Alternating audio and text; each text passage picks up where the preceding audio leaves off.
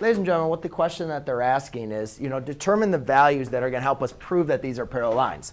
So then we need to go and think about is, well, what are the angle measures that help us prove parallel lines? We know that when we have alternate interior angles that are equal in value, that proves parallel lines. Alternate exterior angles that are equal in value prove parallel lines.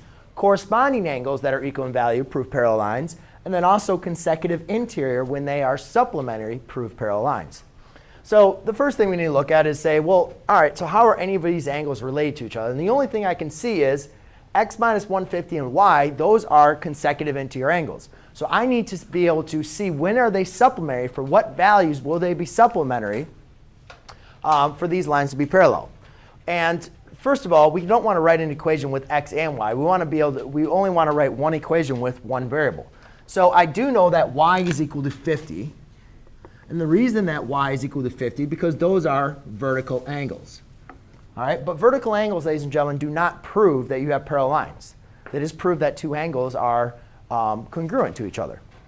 So we know that y is equal to 50 because those are parallel lines. Then I can say that, so we can say y equals 50. Then I can say 50 plus x minus 150 equals 180 degrees. Why? Because those are consecutive interior. And if you guys remember, I told you on your test, you had to keep on writing the names of all those. Those are consecutive interior angles.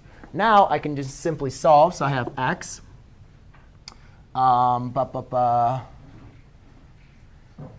x minus 100 equals 180 degrees. Then I'll add 180, or add 100. And this problem doesn't really make too much sense, because we know the angle is not going to. We know that angle is not going to be 280 degrees. But at least algebraically, that's at least how we're going to have that problem get done. So at least it would be x would be 280, but that's not really going to be a good problem, because we obviously know that. X. I'm sorry.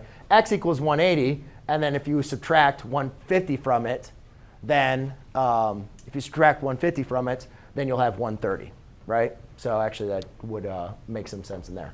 So the value of x has to be 280 for these two lines to be parallel, okay? Because they're consecutive interior. Good. Good talk. So if you